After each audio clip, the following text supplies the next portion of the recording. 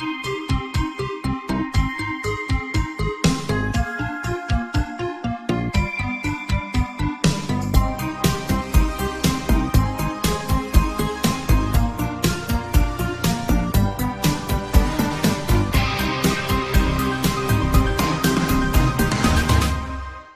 Alaska Missing Persons List.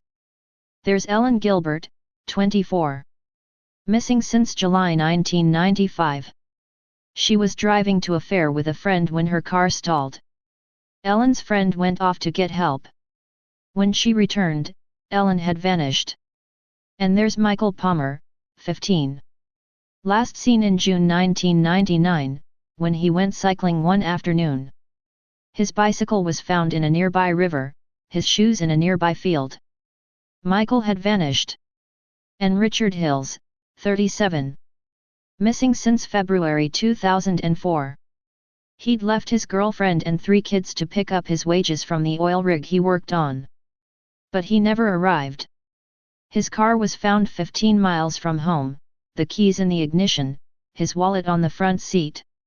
His footprints led to an isolated spot a mile and a half away. And there, his footsteps ended. Richard had vanished. Just some of the names on the long list of folk who seem to have disappeared into thin air in this area of Alaska. The U.S. state of Alaska covers 1.7 million square miles, making it 7 times bigger than the UK. Most of it is wilderness and densely wooded forest. Temperatures can get as low as -40 F. Very few people live in Alaska. Just 650,000 spread across that vast outdoors. But out there, an average of 5 out of every 1,000 people go missing every year. That's more than double the rate for the rest of the U.S. And many of them go missing from Nome, a remote town with a subarctic climate on the shore of the Bering Sea. Around 3,000 people live there. But since 1960, at least 24 of those inhabitants, men, women, and children, have disappeared. Without a trace. At first it was assumed the missing had just got lost.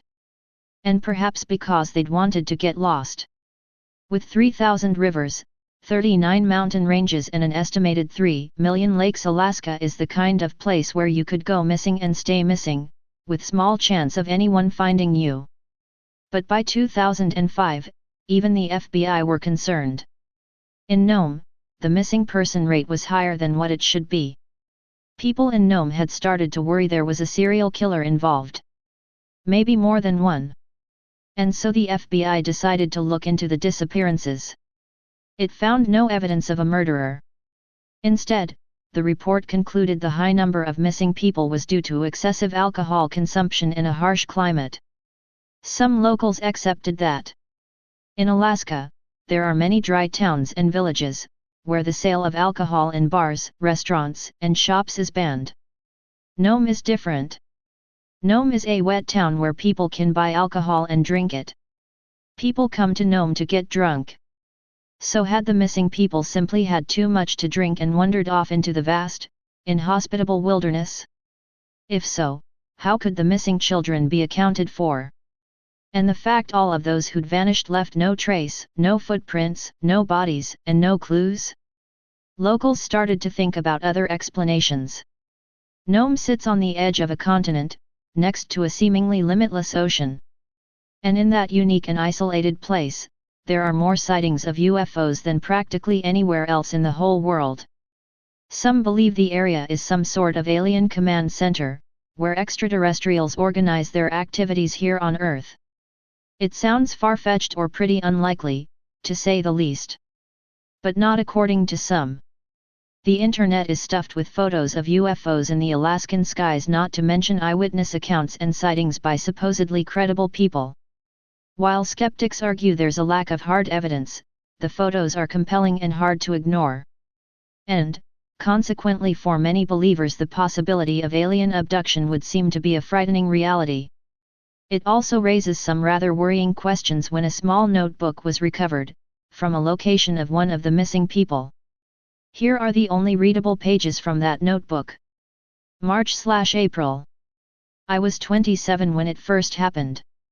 Slowly around the world reports rolled in that mirrors were no longer showing reflections. People laughed at it, in fact I was one of those people. It was the week before April Fool's Day, so people passed it off as pranks. People on social media would post videos of them standing in front of mirrors and there would only be floating clothes and floating cameras. There was no physical person in the mirror, and people passed it off as a hoax. Some people claimed that their reflection faded before it vanished entirely, while some said that it vanished while they were doing makeup. I think it was around mid-April when there were no reflections left anywhere. Only cameras and water could reflect people. People took to social media quickly. It was the government. It was the aliens. It was terrorists. Were some of the first theories, but their ramblings were passed off as even the government struggled to find answers. The groups that remained quiet? The churches. It was very uncharacteristic, especially since attendance in all churches saw a massive spike.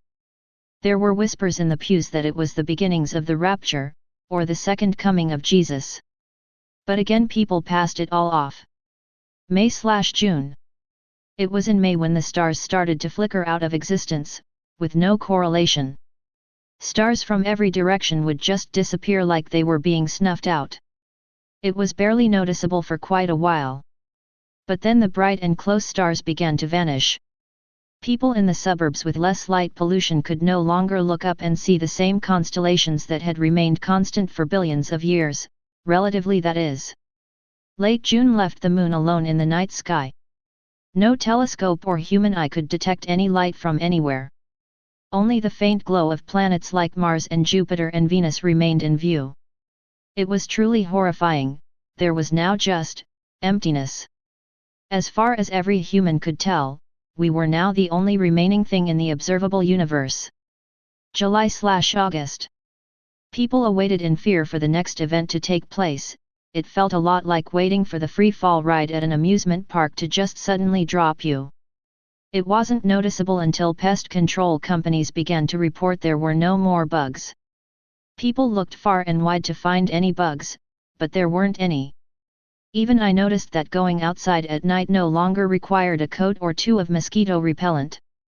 But it was also eerie to stand outside and hear nothing but silence. And eventually through August, animals began to just vanish. The forests fell silent without the songs of birds to fill the air. Sea creatures swam to depths they couldn't have survived and would come to the surface belly up. Animals in zoos refused to eat when they couldn't escape, or they would attempt to commit any type of suicide that they could. Living in the Midwest, I was accustomed to hearing an orchestra of crickets and other chirping insects like cicadas.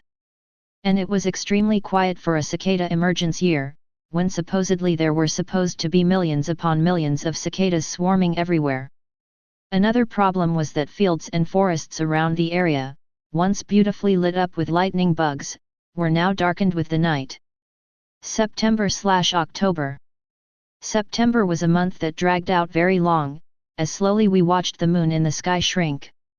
Obviously not becoming smaller, it was slowly drifting away from us. The drifting moon was bringing the ocean waves to a near serene state, only slight waves from the sun were left. And once November hit, there was no moon to be seen with the naked eye, and the night was plunged into eternal darkness. The ISS, which had for so many years stayed above the planet, had to deorbit into the ocean because the wobble of a moonless Earth was too much for the station.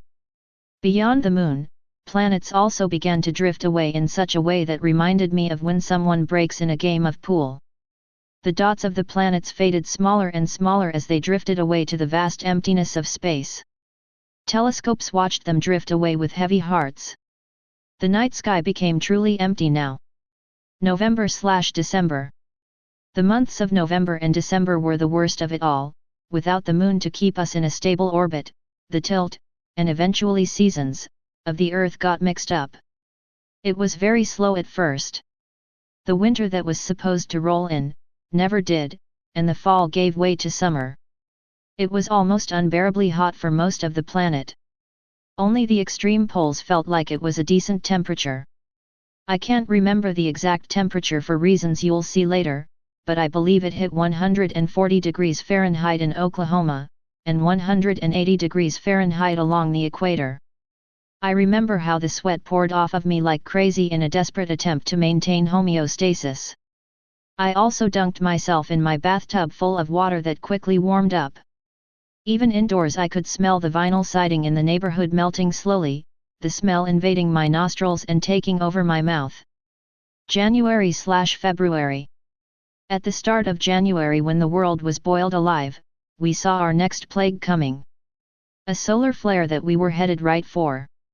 Although we knew about it, we weren't sure how to prepare. I tried in vain to protect my electronics with sheets of aluminum foil, but when we met the solar flare, all of our electronics went down. The world was plunged into darkness, both literally and figuratively. Social media sites which were a staple in our lives went down and we could no longer communicate with the rest of the world. It was horrifying. Our lives had to change so dramatically because we couldn't even drive anywhere. The planet became so silent it was unnerving. No animals to sing. No bugs to call in the night. No cars to honk at one another on the freeway. The only noise that could be heard was from wildfires from the heat, or the occasional gunshot from rioters. I only write this because it is now February 28th, and tomorrow will most likely be the beginning of the next plague. And I'm not sure we'll make this one. There is fear in the eyes of every person on this planet, and our voices are devoid of hope. There is no turning back, or safety from these plagues that keep coming. I truly hope that there will be no next plague. Part of me does think that because March is when this started. Maybe this is it. No more plagues. But if there is another one, I will have to kill myself because I refuse to live in a world like this. We have been long confused about what happened here. Was she transported to the future? Is this our future? Stay paranoid, my friends.